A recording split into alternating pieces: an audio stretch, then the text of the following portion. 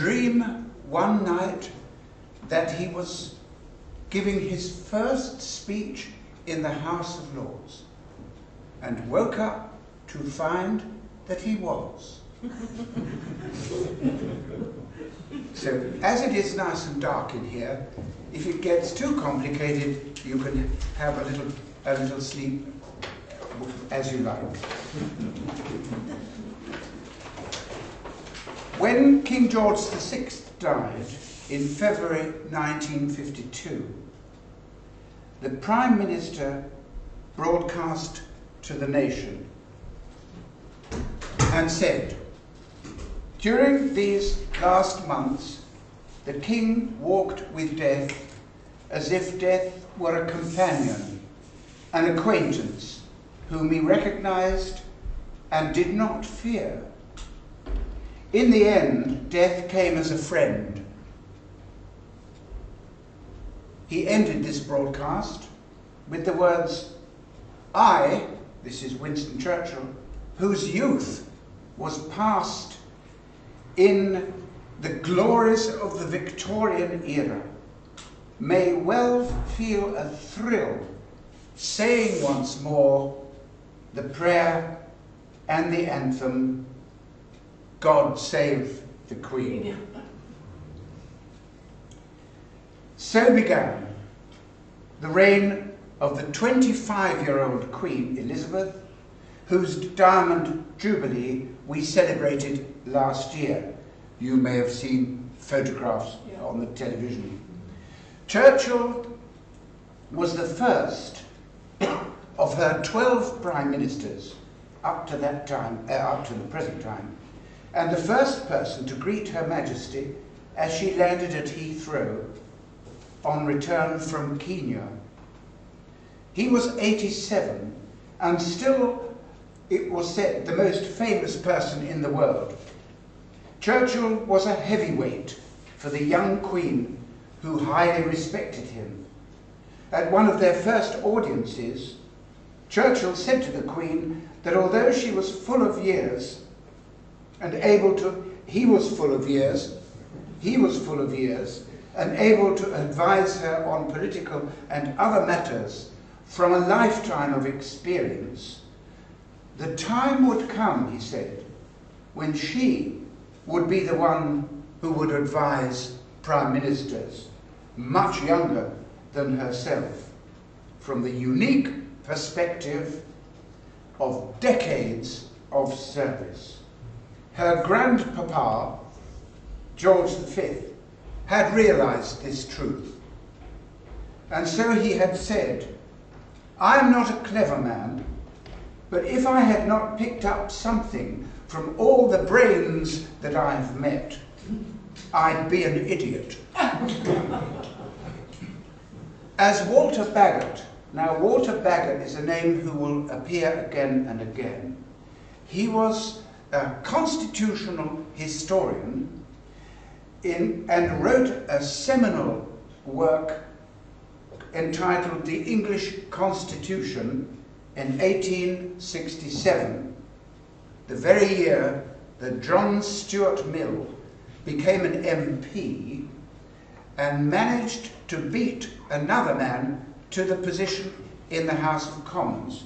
The other man, for those of you who have been to England or to Britain, the other man sold newspapers on stations and had made his fortune.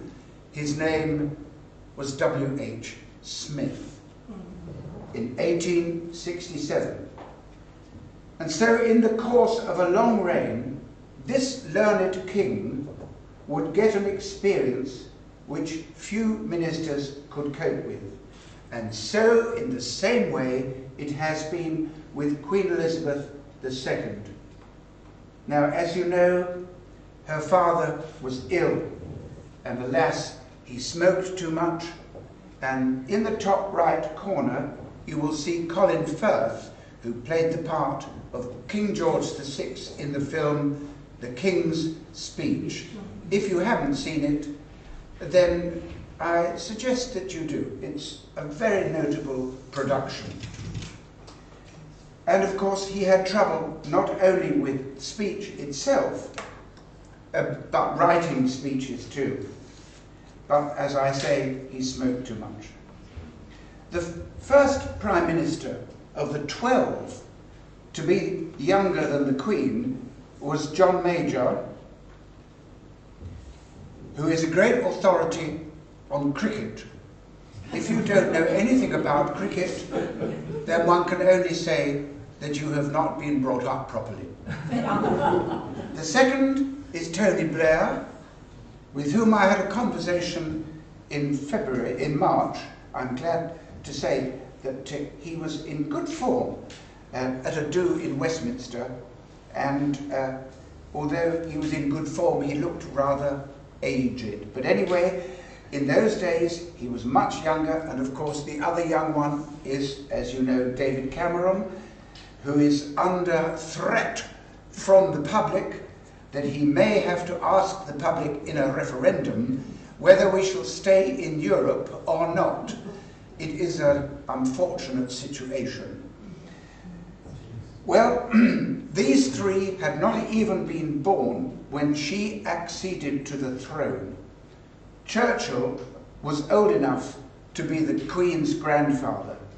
David Cameron is young enough to be the Queen's grandson. Political and social life in Britain in 1952 now seems like a vanished age. Rationing. We still had rationing, perhaps you did here too. We had rationing, and you had to queue for all sorts of things. Anyway, television was in its infancy as a national medium. Wireless was the way that news was carried, by and large, to the nation, especially about great events. But indeed, it was the televising of King George VI's funeral which increased and sparked off a massive purchase and renting of television sets in time, of course, in 1953 for the Coronation. And the sales went up hugely. Not surprisingly, Churchill and the political and religious establishment, by establishment with a capital E, the opinion formers, Parliament, the church, the universities, and so on, they were very seriously and strongly against live coverage of the ceremony from Westminster Abbey. Certainly Churchill said it was not fair that people in their homes should have a better view of proceedings than he did from where he was sitting. There were also similar remarks made about the coronation that had been made in the 30s at the wedding of King George VI as he became Prince Albert to Lady Elizabeth Bowes-Lyon, who was of course later the Queen Mother. And the chapter, the leading figures in Westminster Abbey, would not have it on the radio, the ceremony broadcast, and the word is, for fear that men would be listening in public houses with a glass of beer in their hands and with their hats on. So the coronation on television was really very troublesome, because the Queen herself, we understand, was also doubtful about live television because of the views largely of those around her, and she had to take note of her elders and betters, as we called our parents. Perhaps you didn't. Eventually, we are told, she came to believe, against Winston Churchill, that the benefits would far outweigh the disadvantages, and it was one of the issues upon which the Queen and her Prime Minister, whom she respected greatly, disagreed. Now, it wasn't new Queen Victoria treated her Prime Minister, especially Disraeli, who was accustomed to flatter her and lay it on with a spade, the flattery. Nevertheless, she wouldn't have any nonsense. Unfortunately, Mr. Gladstone was her least favourite. And when Gladstone died in 1898, the first draft of the Court Circular, a publication which was put into the newspapers and under a glass frame outside Buckingham Palace, the Court Circular said, "The Queen has heard with regret of the death of Mr. Gladstone." When Queen Victoria saw this draft, she struck out the words, "with regret." They were removed.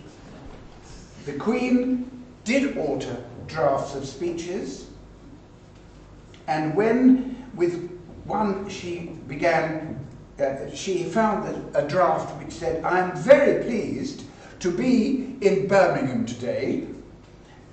Queen Elizabeth, this is, Victoria-like, she deleted the words "very." If you have any relatives in Birmingham, I apologise on behalf of Her Majesty. The question is, then as now, if constitutional monarchy is to survive, i.e.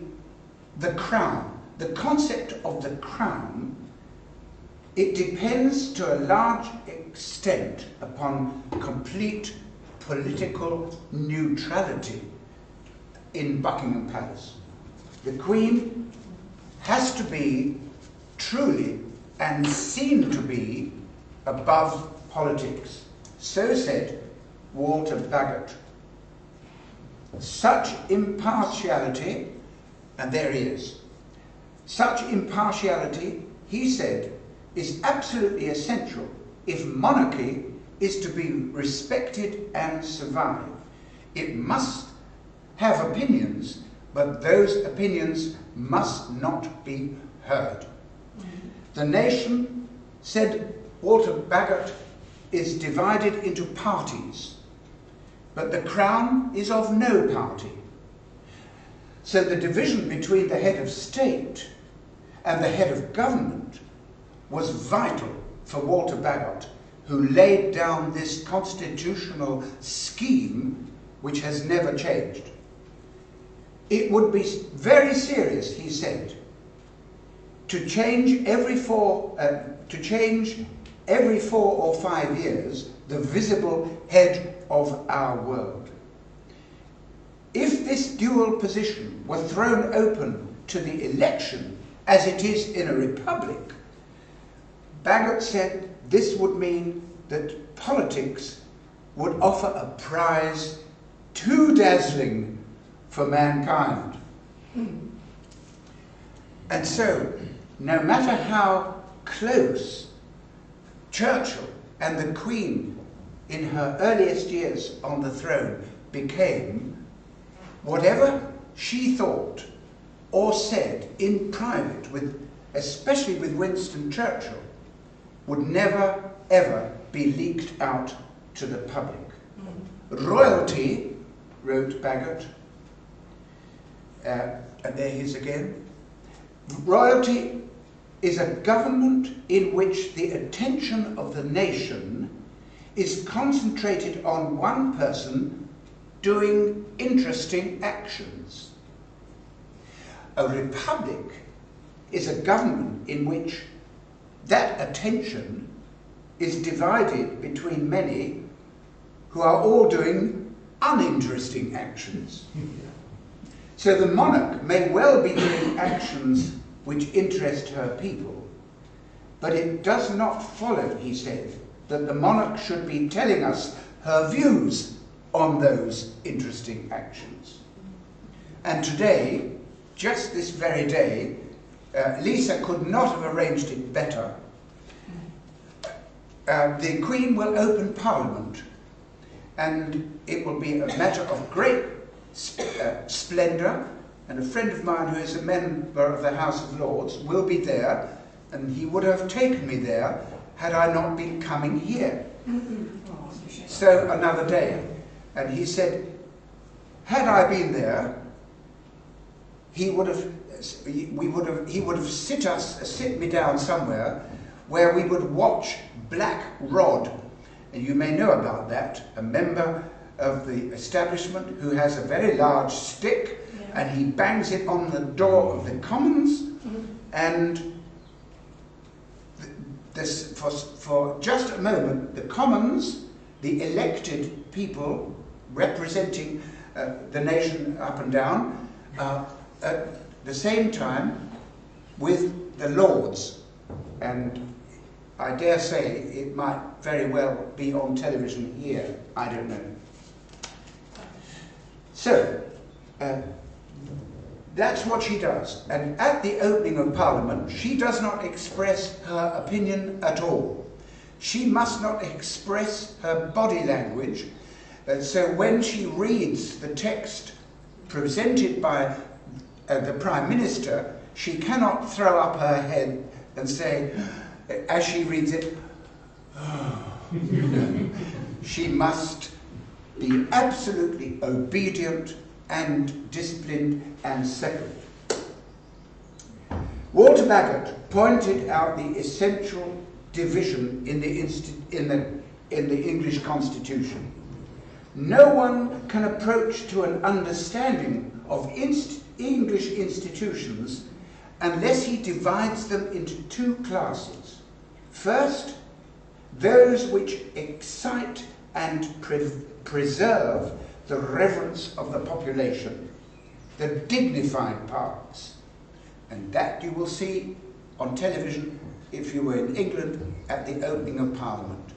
All these members of the House of Lords dressed up like goodness knows what in their red and their fur, but it's ritual and it's dignified and it betokens this constitutional character, perhaps unique. So that's on one side, the dignified parts, said Bagehot. And the next, the efficient parts, those by which somehow the country works, the way it rules, the way it fulfills its objectives. Such is the bedrock of the present system of constitutional monarchy. I'm now hoping that I can stop talking. First, the Queen is the head of state, and the state is a political creation. One of the most important of the monarch's duties is something the Queen has done thousands of times, her weekly audiences with the Prime Minister. These meetings mostly happen here in the deep privacy of the Queen's apartments at Buckingham Palace.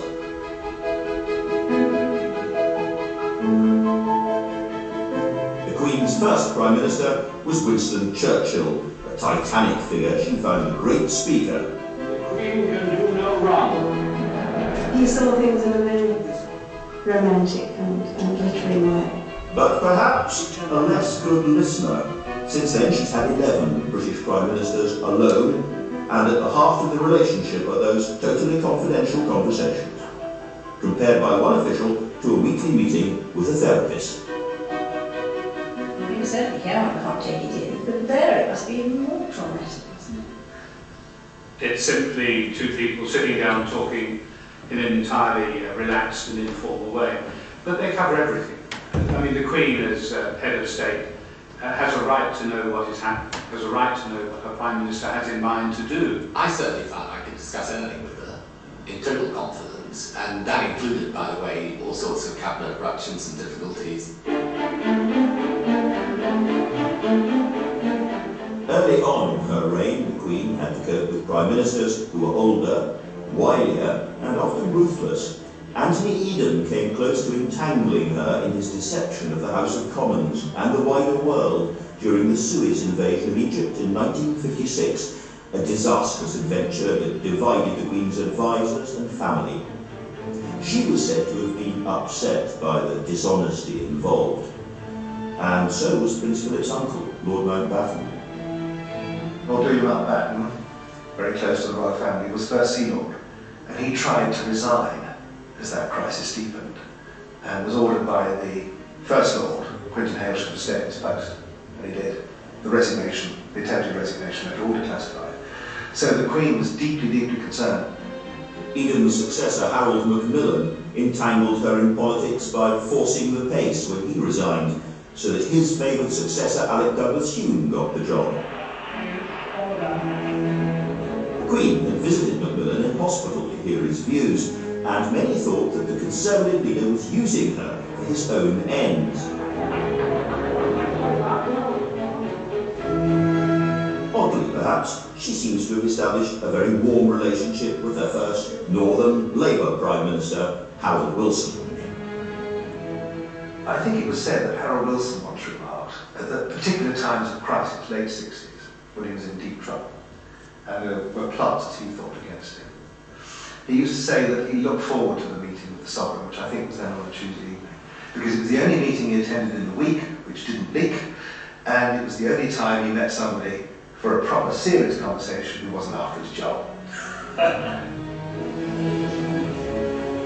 As the Queen has grown ever more experienced, grown older, and her Prime Ministers have grown younger, the balance has changed. Perhaps the most pivotal, important premiership of all was that of Margaret Thatcher. You've had a very long day. Just a little bit today. In 1986, the Sunday Times suggested the Queen thought Mrs Thatcher was uncaring and confrontational, that the Queen was a political infighter prepared to take on her Prime Minister. This was over-briefing by an enthusiastic Buckingham Palace press officer. The Queen was fascinated and sometimes amused by Margaret Thatcher. Once, during a particularly stuffy diplomatic reception, when the Iron Lady felt faint for the second year running, the Queen glanced over and said, "Oh look, she's keeled over again." And the royal family isn't comfortable with too polarised politics.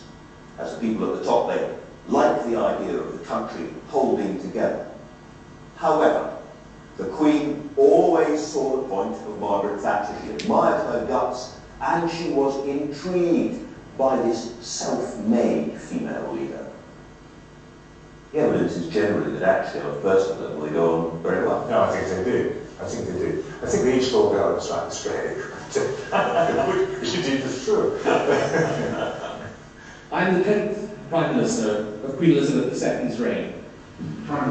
Tony Blair's New Labour presented a different problem, a vigorous government of self-proclaimed modernisers, which Whitehall insiders said had little instinctive feel for monarchy. Being in power changed that. You know, the fact is, any Prime Minister ends up with unexpected events and happenings and crises, and you need to be able to come through those and handle them, and actually handle them psychologically as well as politically.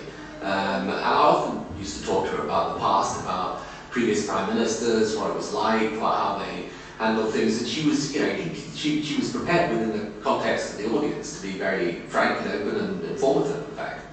I mean, I think they want to do a deal if they possibly can. The question is whether we can get everyone through it at the end of this week, really. But it's, for the new countries particularly, they want one. And that's the best chance we're ever getting one. You can imagine. We now have an older, grandmotherly Queen who remembers so many forgotten scandals and got past that one crisis. The Queen has, according to the great Victorian journalist Walter Bagehot, the right to be consulted, to advise and to warn. The more experience she has, the more perhaps that means. And today, it's David Cameron's turn.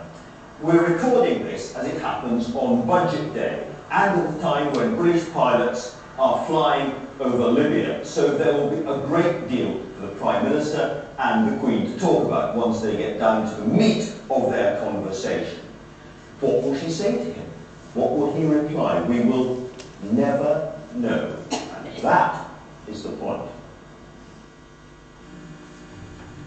That exactly is the point.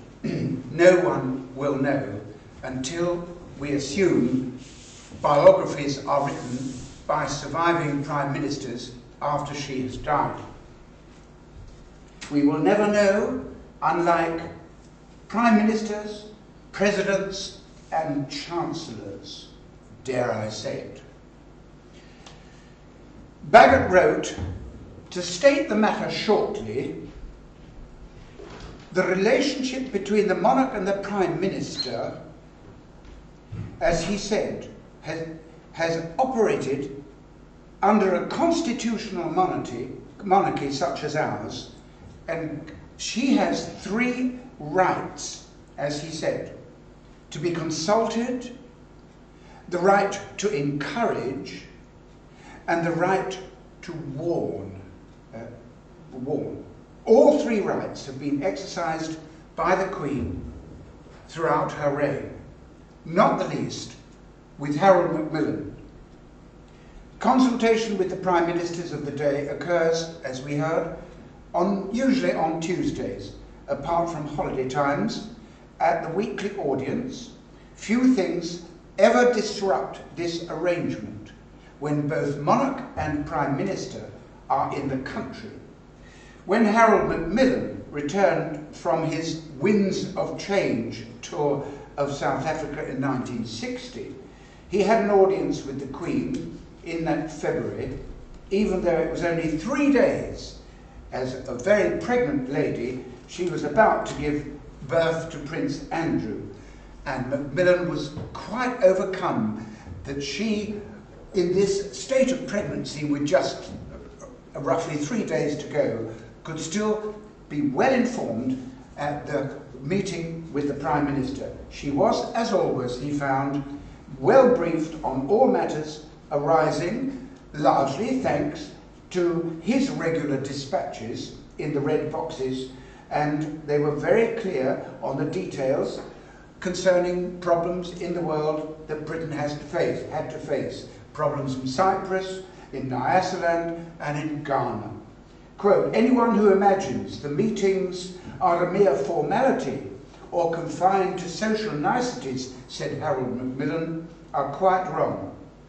Mrs. Thatcher later observed, they are quietly businesslike, these meetings, and Her Majesty brings to bear a formidable grasp of current issues and the breadth of experience. Harold Wilson, for one, soon realised at the start of his first premiership that he had to be fully prepared, otherwise he'd be caught out.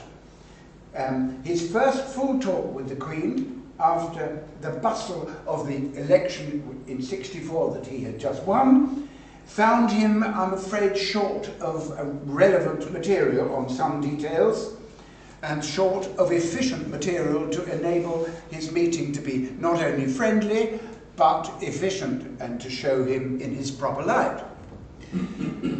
So how has the Queen got on with her 12 very different prime ministers? James Callaghan, I lost his photograph, I'm afraid, but you may remember what he looks like. He led the way because of what we call the winter of discontent, eventually to the election and triumph of Margaret Thatcher. He noted what the Queen unfailingly gives to her Prime Minister, and he said it was 2 things out of the same jar, out of the same pot. Friendliness, but not friendship. And this is just as true for the scores of Commonwealth Prime Ministers with whom she also has to deal.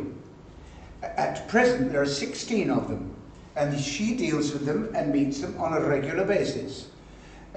They are usually in September, and then she also visits the Prime Minister and his wife, and they go to Balmoral, a picture of that coming up, for what could be called a friendly gathering, but it's friendly without developing into friendship. And the Queen's early relationship with Churchill, oddly enough, unlike this photograph, was not always easy, because he was a global figure and she was just starting out as an inexperienced 25-year-old. How do you show friendliness to such an august, I wrote down erhaben, is that the right word for august? Yeah, it is. Notable figure as Churchill. He adored the Queen and said so more than once. And he was above all in love with the concept of monarchy. And this did not make it easy to make relationships on a business-like footing. And when certain issues did arise, as I have said, touching on the televising of the coronation, the Queen found Churchill obstinate. And she was also aware that Churchill, by that time, had rather overstayed his welcome, and that he should quietly retire from the fray, go down to his house in Kent and do some more paintings. However, Churchill was not so easy.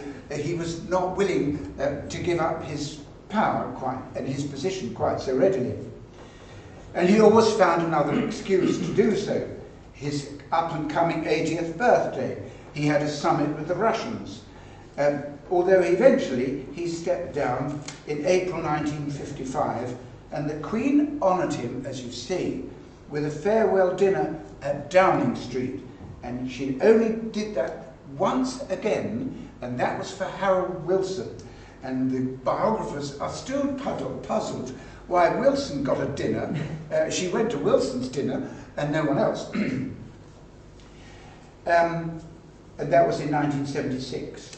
Interesting, it was, they said, that when Margaret Thatcher was forced to go, she was the longest serving of all the Queen's Prime Minister, but there was never a meeting at number 10.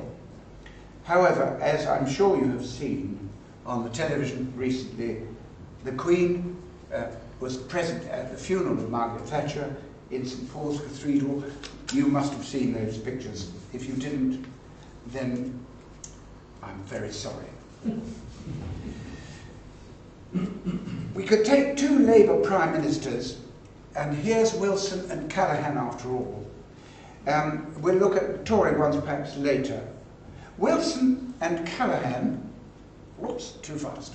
Wilson and Callaghan both got on famously with the Queen, partly because Callaghan was a military man. He had been in the Navy, and Wilson never enjoyed himself more when he went to Balmoral, and he was helping with the washing up after the Balmoral barbecues, and the next Christmas, he thought at that event, really, that the Queen, as Margaret Thatcher thought, really should not be doing the washing up. But he did send the Queen a pair of rubber gloves so that she wouldn't have to wash up using her bare hands. Wilson rightly noted that the Queen that the Queen had always respected those who had served in the armed forces, and this was one of the links that made her relationship with Jim Callaghan so warm. He had been in the Navy, and she was very relaxed with him, and he was Prime Minister during the Silver Jubilee year of 1977.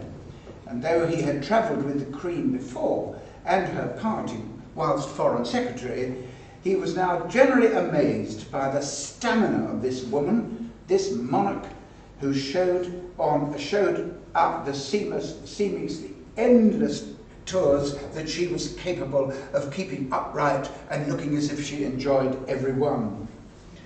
So here she is with, as you see, yes, you can see all the names, all together, Blair and Thatcher. Why they were standing together, we wonder. But then Major and Callaghan at the other end, and Margaret Thatcher is, as you see, between the New Labour on the one hand and her old rival Edward Heath on the other. And with him, although she is standing looking pretty serious, he's looking rather jolly. The fact is their relationship was not easy at all. And the Queen found Edward Heath hard going, one courtier has said, She was never comfortable with him, and Heath went so far as to censor the first draft of the Queen's 1973 Christmas broadcast that initially had expressed as follows the deep concern at the specific difficulties Britain is now facing, namely the Commonwealth and its problems. She saw herself as the head of the Commonwealth, and you can imagine that any conversations they had on Tuesday morning would have brought out the conflict between Britain's role in the Commonwealth, the legacy of the Empire on the one hand, and the place of Britain in Europe on the other. And there was a Commonwealth conference in Singapore which upset her greatly. And of course, Mr. Cameron, I suppose she has discussed it with the Queen, with Mr. Cameron. We are now facing the possibility of a referendum, but we shall never know what the Queen thinks about our relationship with Europe.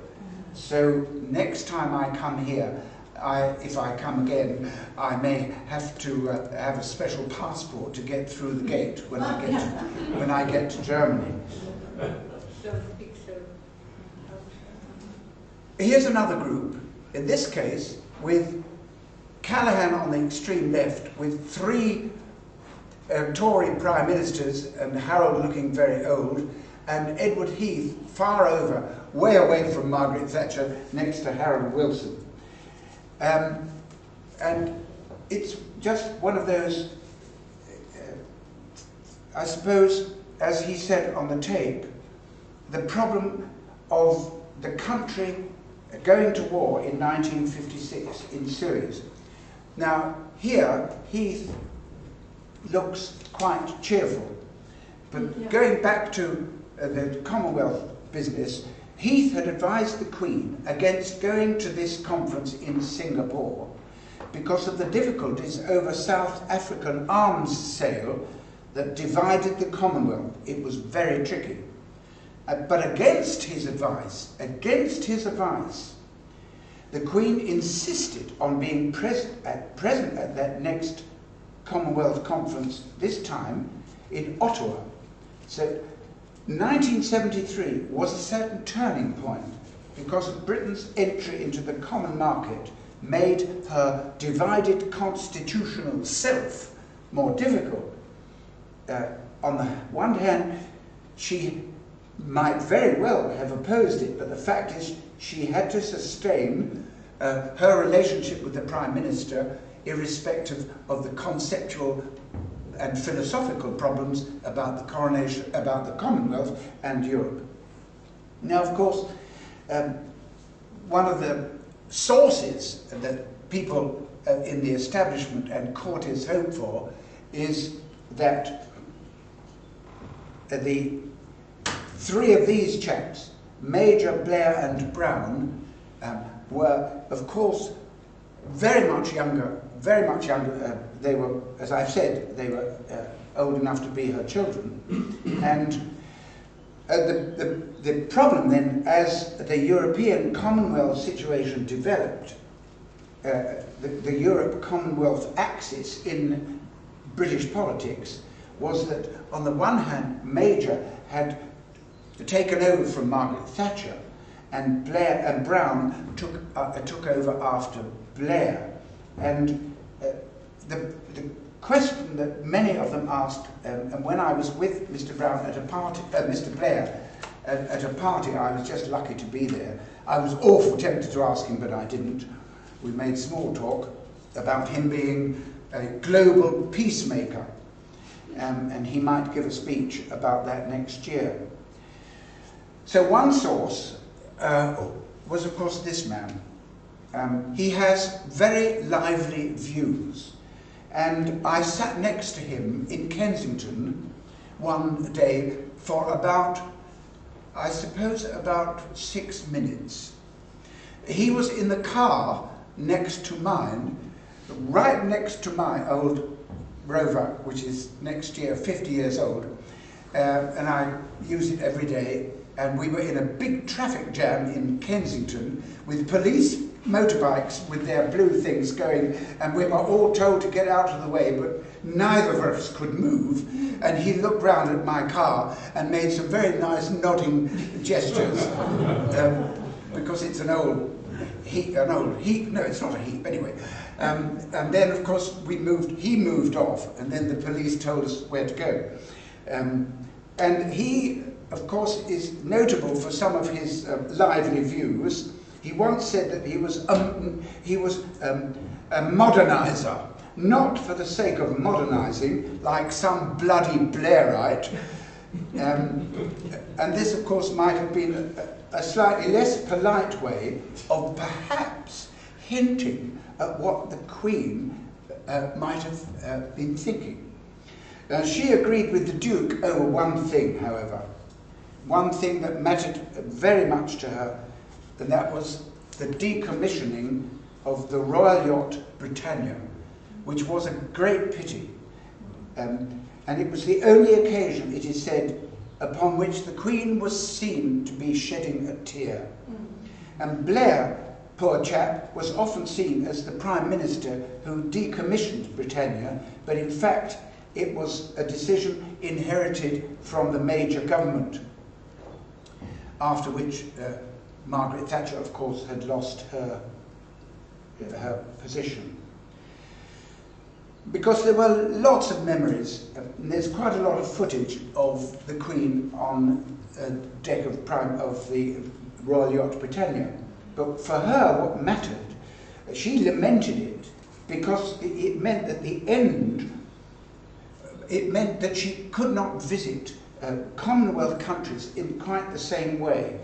They couldn't have this royal visit, which involved ritual and ceremony and re-establishing and making sure it reaffirmed Britain's connection with emerging African, especially African countries. Blair and Brown, between them, in their years, they had difficulties too, especially about hunting, Yagam.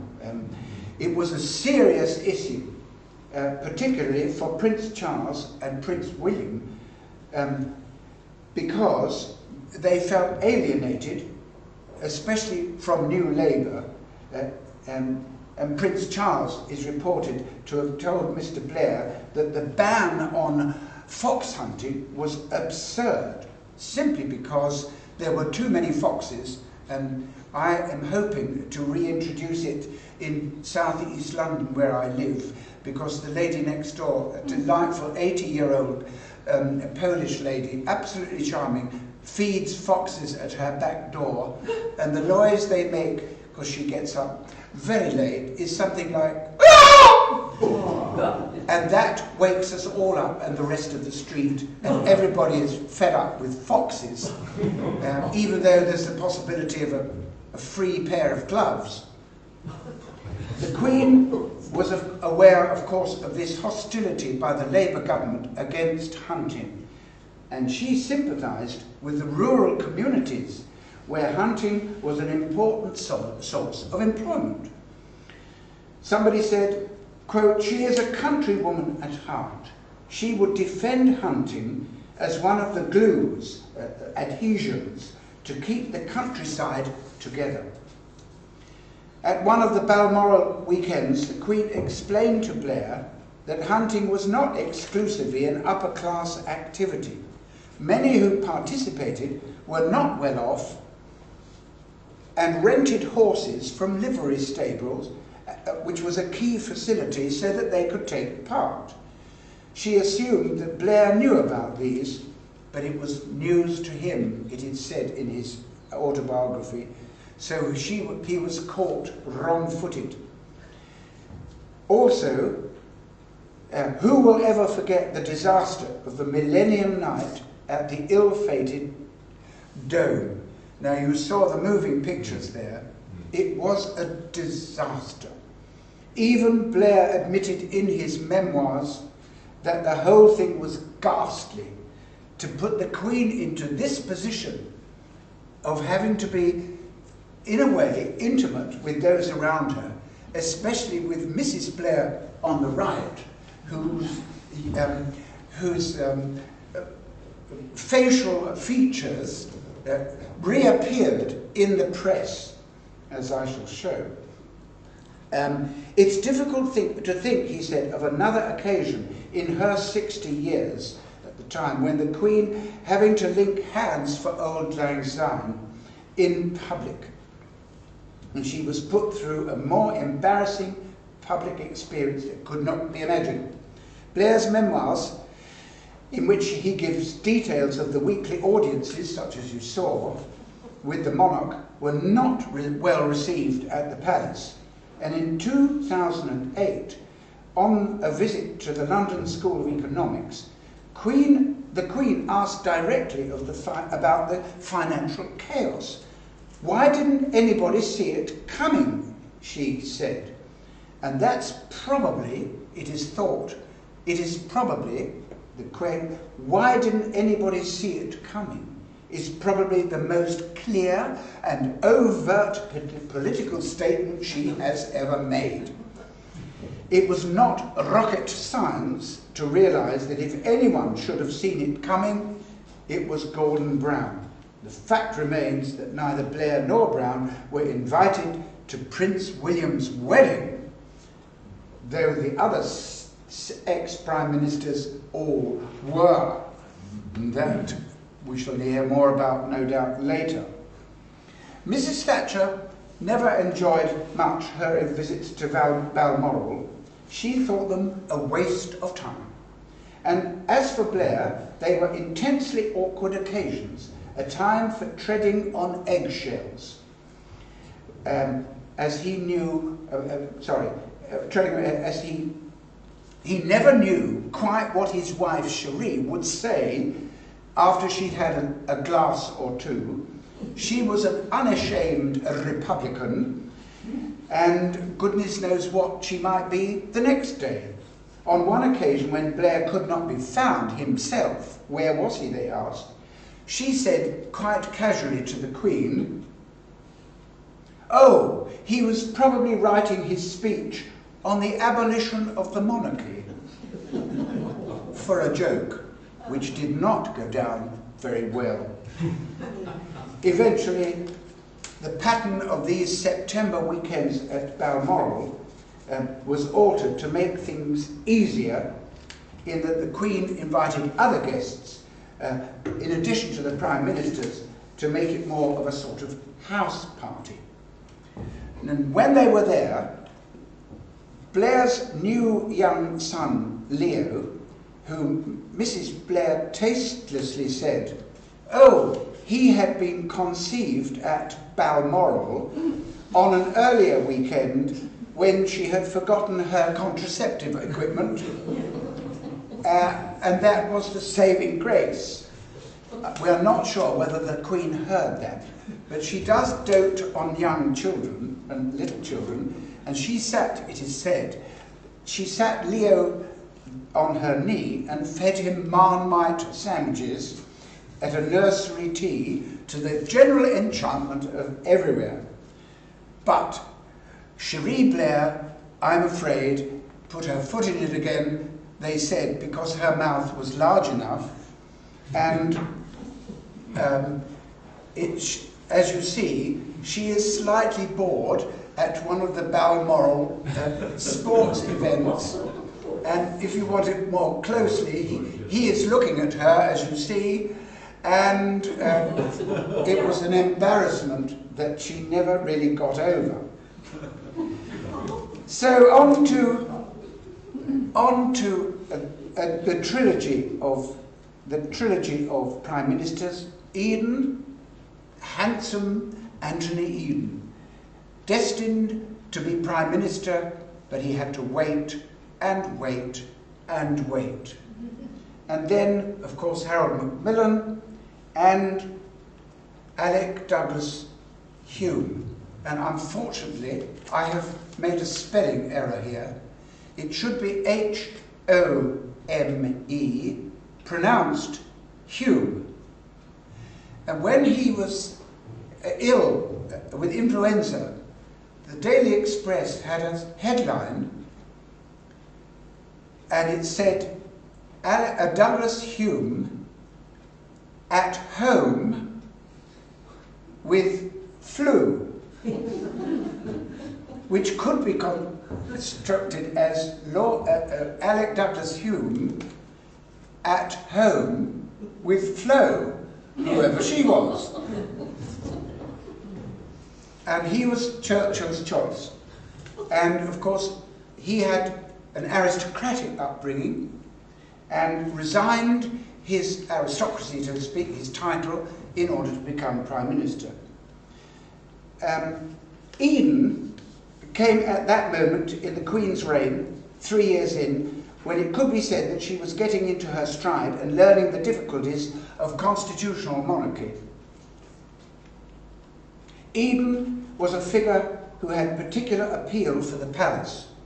His outstanding Great War service, his courage in the 1930s, and the support he had given to Churchill during the Second World War was widespreadly known, and he was much admired by George VI, and with his considerable negotiating skills, particularly in Geneva in 1954. All these aspects for Eden ticked the right boxes. The Queen found Eden a most sympathetic listener to her concerns. The issue that dominated their early meeting was the question of Princess Margaret and her possible marriage to the divorced Group Captain Peter Townsend. Oh dear. Eden wrote, saw the Queen after dinner at Balmoral, many topics, but Margaret problems the chief. As the only divorced Prime Minister himself in British history, Eden was in an awkward situation. If it was thought that he had advised the Queen against marrying her sister marrying a divorced man, criticism would follow. If he was sympathetic, then it would be thought special pleading because of his own situation. And as you may recall, the Edward VIII and Mrs. Simpson, and a book came out 2 years ago by a chum of mine, Anne Sebber, which is also in German, called That Woman. Yeah. That was the title that the Queen Mother gave to Mrs. Simpson, That Woman. And that's the title of the book. So this was all in the air, still, even after the 1938 crisis, constitutional crisis. However, he was able to carry his cabinet with him, although several were strongly opposed to the dilution, Verdunen, is that the right word? The dismantling, the diluting of the religious teaching that dominated the culture, so much so that, as you may know, we have 39 bishops in the House of Lords who also sleep through their sermons. And there was a suggestion that there would be serious resignation if this went ahead. Eden's other problem, as we have heard, was Suez in 56. And that gave rise eventually to much speculation as to what the Queen's views were. And as Andrew Marr says in that piece, that clip, a week after the invasion of Egypt in November 56, the Queen's assistant private secretary wrote, had a talk with her secretary, he thinks the Eden policy disastrous, but confesses that the palace thinks it wonderful. The view was that the Queen had been against Suez. Indeed, her secretary was quoted directly in one of the biographies saying that have come out since, that the Queen believed Eden was mad. Another biography of the Queen quotes, without giving a source, of course not with giving a source, a close friend of the Queen said that her private view of the Suez operation was that it was idiotic. This episode is the most notorious example during the Queen's reign of the views of others being attributed to her. And a certain Robert Lacey, oh no, gosh, where is he? Oh, sorry. There he is. Has written this little book, which I do recommend. Here it is. Belongs to my cousin here, so I mustn't walk off with it. And it says, Robert Lacey says, and he was the first biographer of the Queen, and at the Jubilee he was, along with the chap you saw earlier, Andrew Marr, in a pod, a box outside Buckingham Palace, a television box, commenting on all that was going on. But in his book he says, either way, it was not for Buckingham Palace to reveal the Queen's personal opinions on any subject to anyone, let alone to a commercial newspaper. Elizabeth should instantly have sacked, got rid of, and disowned the source of that leak. And as the comment from Peter Hennessy, Lord Hennessy, you heard him talk about Harold Wilson, who enjoyed going to the Queen because he could talk to her freely because he knew that she was the only one on the planet who wasn't after his job. And so the source of the leak, this in case was a man called Michael Shear, it soon emerged, had talked too freely, that's the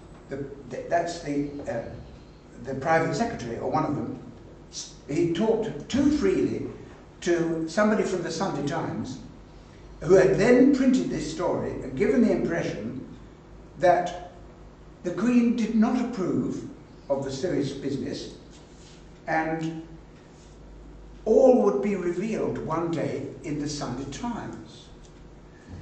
Well, no. He gave the impression that the Queen disapproved, that she was angry and humiliated, but was unable to influence Anthony Eden or events because of her constitutional position. The implication was that all would be revealed, as Robert Lacey says. And there he is.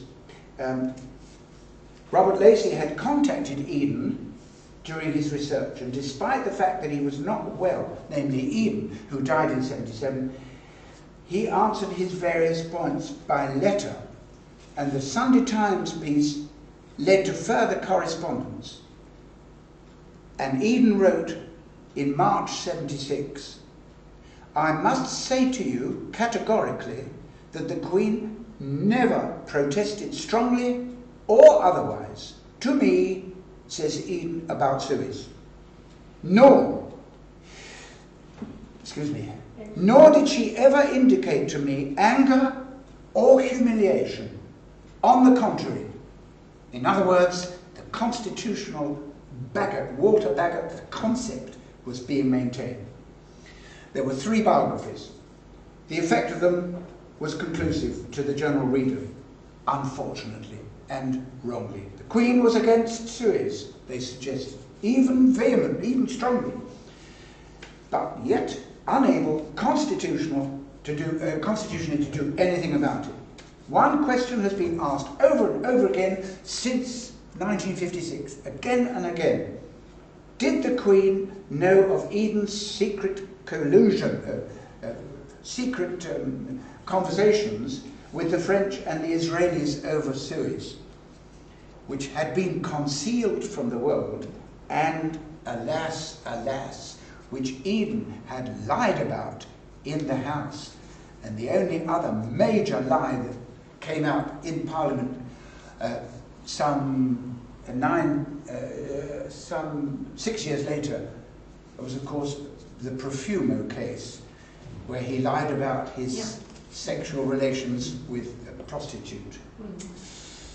Well, according to D.R. Thorpe, Richard Thorpe, who is the biographer of Eden, who gave me the idea for this scheme of this lecture, according to him, his recent biography of Harold Macmillan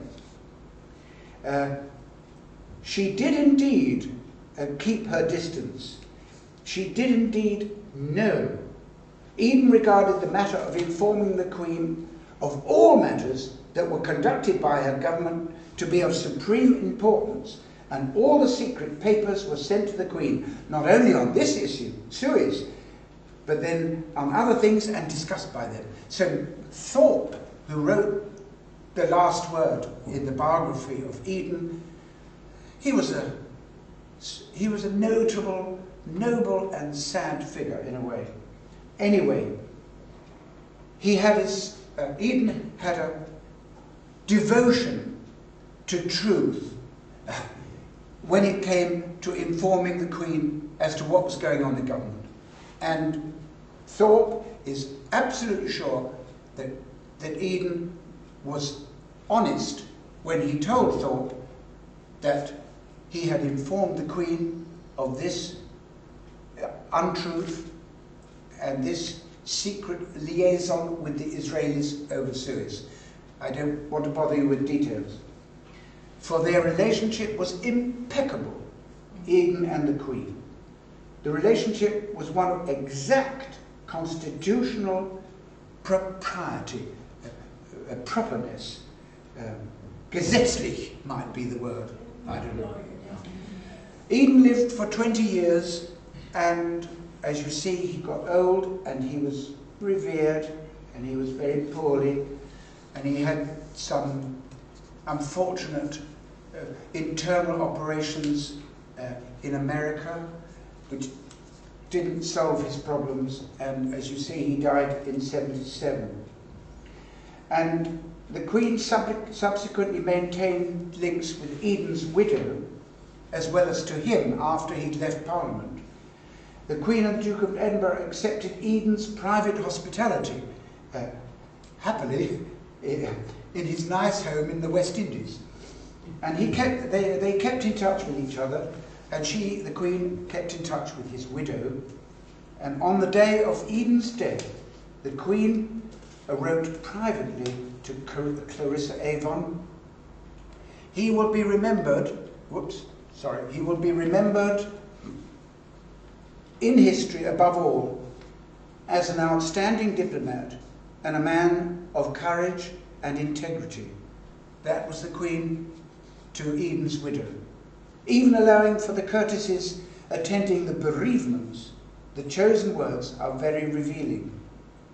When recently Clarissa Avon arranged for a memorial tablet to Eden's memory to be placed in a local church in the West Country, in whose churchyard he lies buried, the Queen actually made a contribution towards the cost of this headstone. On his appointment, Harold Macmillan told the Queen that the government might not last 6 weeks, a fact of which the Queen reminded him 6 years and 9 months later at his first farewell audience.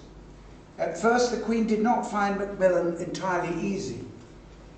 It was not as though, as Gladstone did with Queen Victoria, that Macmillan addressed her as though she was at a public meeting, because he did speak very loudly, did Harold Macmillan. The first weekend in Balmoral in the autumn, Macmillan was unsure whether the visit was a social one with shop regulated to the margins, in other words, political talk, or as a Highlands version of his weekly audiences with the Queen at Buckingham Palace. The robust opinions of Prince Philip also came as a shock to Macmillan. "I don't like the tone of his talk," Macmillan confided in his diary, brought out by Richard Thorpe. "It's too like that of a clever undergraduate who has just discovered socialism." It was not long, though, before the monarch and the Prime Minister were on the same wavelength. Indeed, Macmillan came to be on the same wavelength as his American counterpart. He was a man who could be relied on to sort out problems. And when he visited Macmillan in the early 60s, he was agitated by the Duke of Gloucester. He met an agitated Duke of Gloucester. Thank heavens you've come, Prime Minister. The Queen's in a terrible state. There's a fellow called Jones in the billiard room who wants to marry her sister. And Prince Philip's in the library wanting to change the family name to Mountbatten. And there, of course, is the man whom Margaret married. On this latter point, Macmillan was unyielding. It was Windsor and would stay Windsor, and it follows the Queen's own wishes, much to Prince Philip's displeasure. As we saw, Churchill was the Queen's Prime Minister for 3 years and 2 months, Eden for 1 year and 9 months. When Macmillan resigned in October '63, he has been the Queen's Prime Minister for 6 years and 9 months, much longer than the two predecessors combined. The eventual relationship of Macmillan and the Queen became the model: informal, trusting, considerate. Yet when Macmillan resigned, the Queen summoned Lord Hume, spelt with an O, the Foreign Secretary, to the palace. For this was controversial. For on the events of October 1963, Macmillan's biographer, Richard Thorpe, had to add, if the Queen had subsequently become more deeply involved in the process of succession, prime ministerial succession, she would have been brought into internal party politics, and that, he said, was bad. From the start, from the coronation onwards, it was clear that she would have nothing to do with selecting a Conservative Party leader. The first step before the new leader was summoned to the palace. That was solely up to the Conservative Party itself, a process constitutionally which related the crown, the monarch, to the political machine, then became known as, are you clear? You choose, we send. We don't choose, you choose. But when you choose, we have to let go by your choice, and we send for whoever it is you've chosen. When she returned to London once in time to accept Macmillan's resignation, the Queen stayed not at Buckingham Palace, but out of concern stayed at Windsor. Much attention has been paid to the Queen's first choice prerogative, the right to appoint a Prime Minister, but little to the second, the right to grant or not to grant a dissolution of Parliament when a Prime Minister seeks such a dissolution. So far in the Queen's reign, there have been 15 general elections, 15 occasions upon which she has dissolved the current Parliament, but she has never refused a dissolution to a Prime Minister, at least not yet. No. So the coronation represents what Walter Bagot called the ritual, the significant, the prime, fundamentally cultural aspect of monarchy, which betokens the exercise of power, but not power over the people, but power on behalf of the people. So when you are arrested and go to court, it is the Crown versus Homrich or Long, or I can't remember any more names. It's the Crown. It's not the Prime Minister, it's not the jury, it's not the judges, it's the Crown. And the Crown appoints the judges, unlike America, where judges are voted in for a certain term. So in 48, for example, the Queen, in 77 rather, the Queen celebrated her Silver Jubilee, and as you say, was looking much younger, and Harold Wilson took office with a minority government, and he asked it to be dissolved so that they could go to the country and get a better, stronger majority. The result of that second election only slightly improved his situation. Things were not easy, and it may well have been that Harold Wilson requested a further dissolution in February '75, when the Conservatives were in the process of replacing Edward Heath by the grocer's daughter, who one wonders what sort of caption. I should have organised a prize-giving caption competition for all of you to see who would say what was Thatcher thinking and what was Heath thinking, and you'd get a prize. I'm not sure what it is, but anyway. However, there she is, and in her time came the first fixed term act, setting down in statutory form a 5-year parliament which has in effect removed the right of the Queen to choose or to dissolve Parliament, except in the most unlikely circumstances. In 1952, for example, when she came to the throne, the Queen could choose the Prime Minister, as she did in '57, and she could grant or not grant a dissolution of Parliament. Now, in effect, she can do neither of those things. The party commanding a majority in the House of Commons presents its accepted leader to the Queen after the general election, when he is summoned to the House and was given chance to rule, organise the country. So that's the constitutional concept that Walter Baggot would have been very pleased to see underneath the profile of the Queen.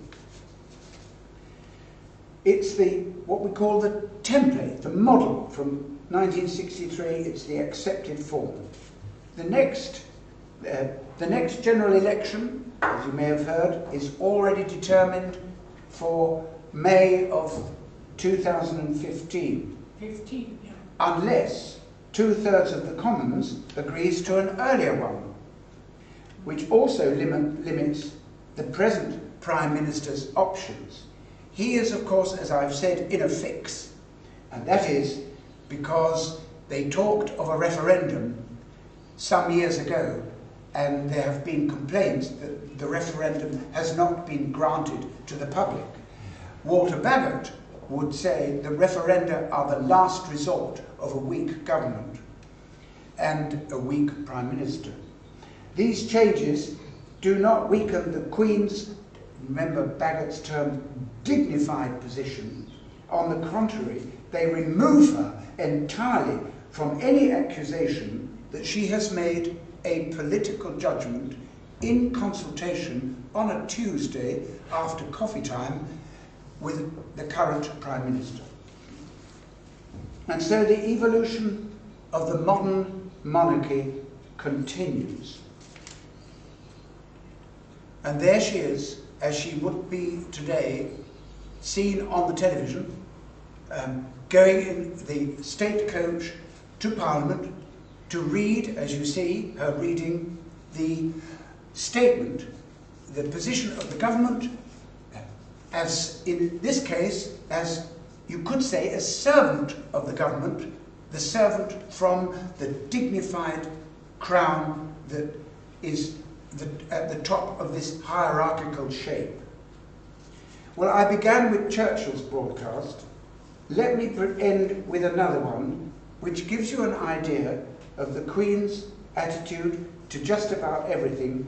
On her 21st birthday, Princess Elizabeth, as she was, broadcast from Cape Town in South Africa.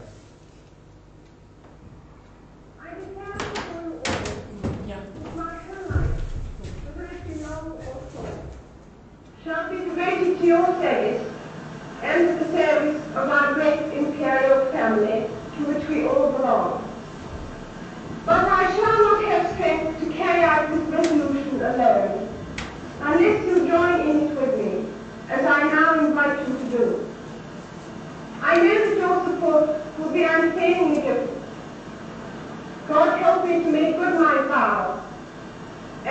to thank all of you who are willing to share this.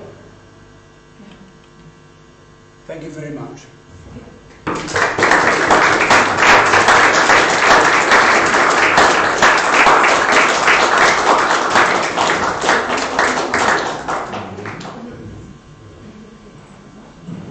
Well, there's one now. What can I say after this interesting lecture? Well, there's nothing, well, ask Kenneth as much as you like to ask. If there is no one to ask Kenneth, which Prime Minister, according to your opinion, Her Majesty liked the best? I think Winston Churchill. Winston Churchill, I would think, yes, I think so. And yet she liked Anthony Eden, and she liked Harold Wilson. Especially because Harold Wilson, it's not called this now, but there was what's called the civil list. And the civil list is a list of expenses connected with the monarchy. Mm-hmm. And once Harold Wilson, being a socialist, was pressured into reducing the civil list. Yeah. And he said not. Harold Wilson stood out for the maintenance of the civil list, so that the Queen was not forced to sell her property and her things on the open market. Mm-hmm. And of course, Buckingham Palace, if you go, I have been a couple of times because my wife was given the CBE, the command of the British Empire, but she hasn't done much commanding. She only commands me. She should go off. We want no such activities, please. Yeah. And Buckingham, I mean, there are paintings, huge. The Queen's collection in the Queen's Gallery is the largest collection of paintings on the planet.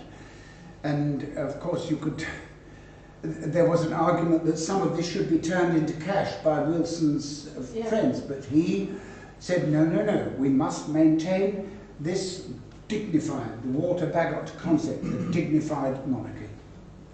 So I think probably Churchill and Wilson, ironically, she thought, I had a note about Margaret Thatcher that might be relevant here, which I didn't put in because I was worried about the time. She said that the weekly meetings were very businesslike, did Margaret Thatcher. They're quietly businesslike, she said. Her Majesty brings to bear a formidable grasp and breadth, yes. She tended to curtsy lower than was needed. I believe the word is knicksen. Walking in Scotland at Balmoral, the Queen liked to walk just roughly around the countryside. And she noticed that Margaret Thatcher did not wish to join her. And somebody said, she can't come, she won't be coming. And the Queen is reported to have said, I think you will find that Mrs. Thatcher only walks on roads. And there was a strict curfew. Curfew? 11:15 at night. And Margaret Thatcher was puzzled by this. She is reported as saying, well, we are to go up to bed. What would we do up there? And there was always a barbecue, and the Queen was doing it all. The Duke of Edinburgh would cook the chicken, which was cooked on the outside and raw on the inside. And Margaret Thatcher could not bear to see her monarch doing basic jobs, so would try and help. And the Queen once said, would somebody tell that woman to sit down? And when Margaret Thatcher retired, the Queen gave a dinner, and Margaret began to lecture the table where she was as to what she would do if she was still Prime Minister. And the Queen simply said, I think it's time to go. And there was another piece when there was a Balmoral gathering. Tony Blair and one of his cabinet members was there too, and her mobile phone went off, and the Queen said to Claire Thorpe, "I think you better answer it, dear. It might be someone important."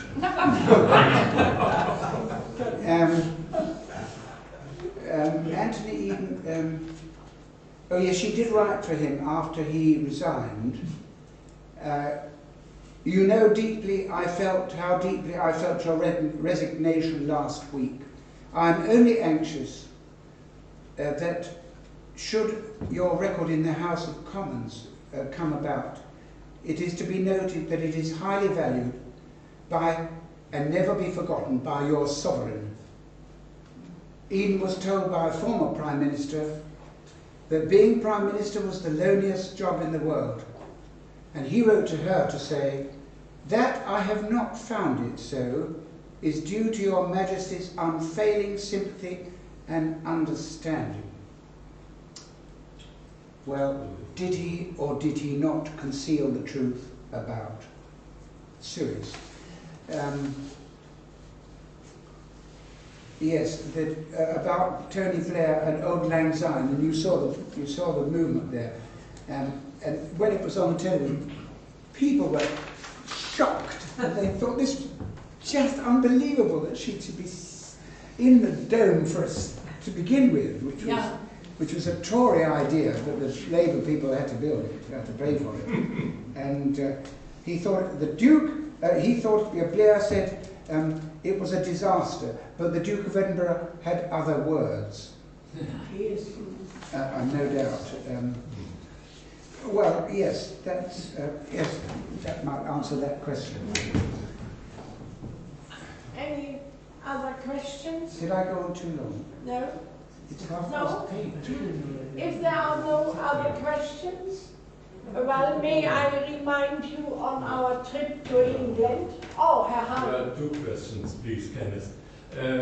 We haven't heard anything about the involvement of the Queen or Mrs. Thatcher in the 10 years of her prime ministership about the involved war in Falkland with Argentina. In the Falklands, yes. I skipped more about Suez. Well, as you know, it was a highly controversial issue. But in Thatcher's, I can't remember her actual words, and I thought best. Well, I didn't know whether to put it in or not. That the Queen, we shall not know for a while now, but the intelligence that I had on it was that the Queen was broadly in favour of it, but we cannot be sure until other papers are released, and we probably won't know until she dies. And it's a tricky one, and I thought simply best to leave it out and touch more light areas. And second question, in Germany we have had a discussion about the cost of the funeral, the public funeral of Mrs. Thatcher. 12 million pounds is a sum we have heard. And yes, and most of that. Mostly in Germany, there was a discussion. It's a high level. In England too. Yeah. You would agree or not? Do I agree what? I mean, there certainly was discussion about it, because this figure of 12 million came out of the Aladdin's lamp, and of course filled the media and animated opposition activity, protests, as you will have seen on the television. I can't quite remember the proportion, but it was paid for mostly not from the public purse, but from the royal resource, which means property and land and income. It's a tricky one, as I said earlier. Harold Wilson found that a very difficult one because on the face of it, the Queen is a very wealthy lady and is paid with public money to support her activities which represent Britain and all the rest of it. And that's why the royal yacht was, where's it gone? It's gone somewhere. Has it gone to America? I can't remember. No, it's in Scotland. It's offshore in Edinburgh. That's right. But it was said to save money. And I suppose, I can only suppose, that had the Queen paid for it from her own resources, there would have been just as much controversy and disquiet about it. But when she dies, let me know and I'll come back with the details. Yes. Thank you. Kenneth, we have read in our newspaper this morning that Her Majesty the Queen is not going to attend the Commonwealth's meeting. And is that a sign that she is a little bit tired? She will send Prince Charles. I don't know any more than you do. I have shown it's a good question, this article in our newspaper. Yeah, it's a good question because you construe, you infer from what you see in the papers so easily to say, it's for this reason or that. Yeah. We can't judge. Hopefully she will not resign and will go on like Queen Victoria. It might be that she thinks Charles ought to go and do a bit of representing the crown. And we are going to, I mean, she is 87 and Margaret Thatcher was 87. And you think she's not going to go on forever. So what will happen thereafter? Your guess is as good as mine. She will probably become as a Queen Mum, I suppose. Well, that she will be over 100. Yeah, could be. Well, there's a very, very lively health food shop just near Buckingham Palace, so maybe that's what helps.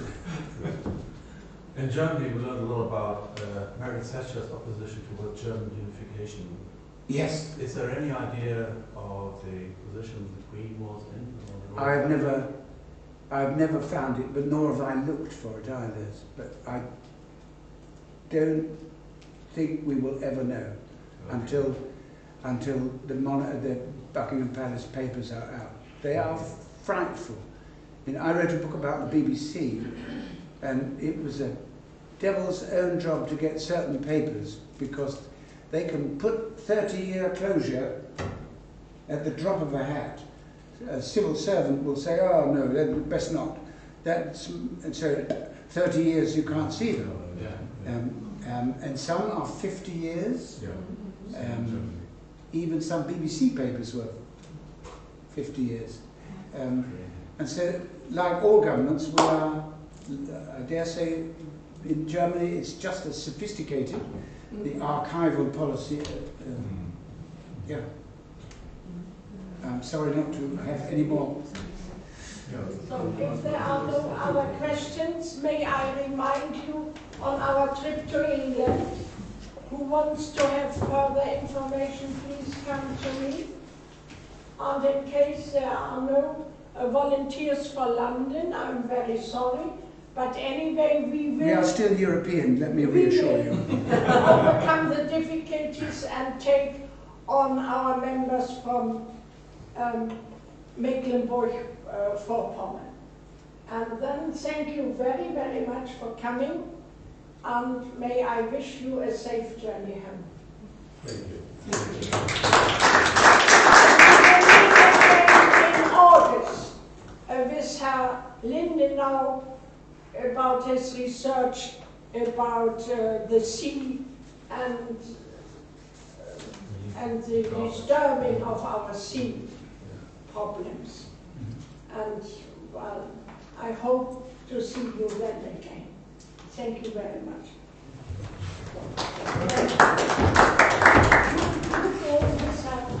And I take you home.